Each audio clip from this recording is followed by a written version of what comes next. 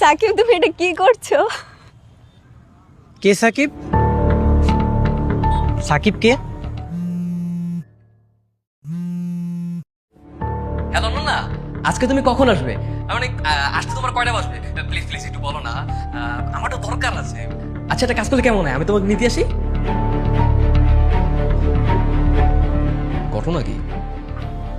বাহ, ভালোই তো একজন পার্টনার পেয়েছো। আজব, ছেলেটা আমাদের রিলেটিভস হয়, আমার আঙ্কেলের ছেলে। তুমি ব্যাপারটাকে এভাবে কেন দেখছো? যাই হোক, তুমি আজই হোস্টেলে উঠবে। আমি হোস্টেলে উঠতে পারবো না, আমার সম্ভব না ওঠা। আমার বাবা আমাকে ওখানে রেখে গেছে, আমি কি করে হোস্টেলে উঠবো তুমি বলো?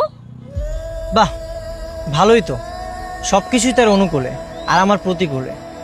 একই বাসায় থাকছো, সকাল সন্ধ্যা দেখা হচ্ছে, আর আমি সারাদিনে 10-15 মিনিটের third person singular number. Miraj, তুমি আমাকে ট্রাস্ট করো না?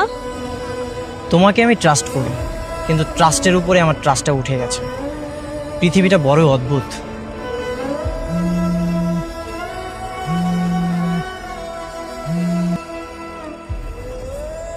অনন্যা, ফোনটা মনে হয় কেটে গেল, নেটওয়ার্কের প্রবলেম ছিল তো, তাই আর কি। তুমি তো কিছু বললে না, আমি তোমাকে নিতে আসবো। না, আমি একাই আসতে পারবো।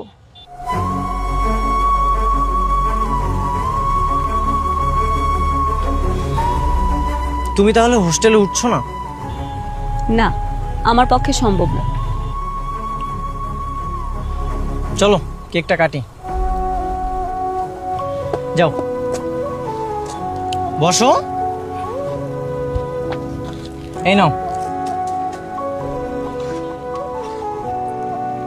Happy birthday to you, happy birthday to you dear Ananya. Many many happy returns of the day.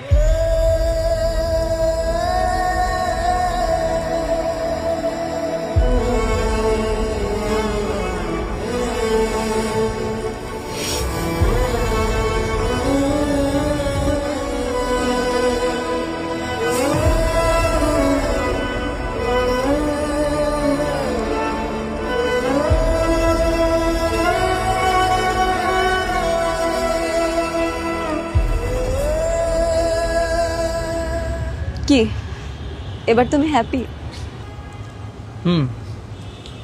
আমরা বিয়ে করব। মানে?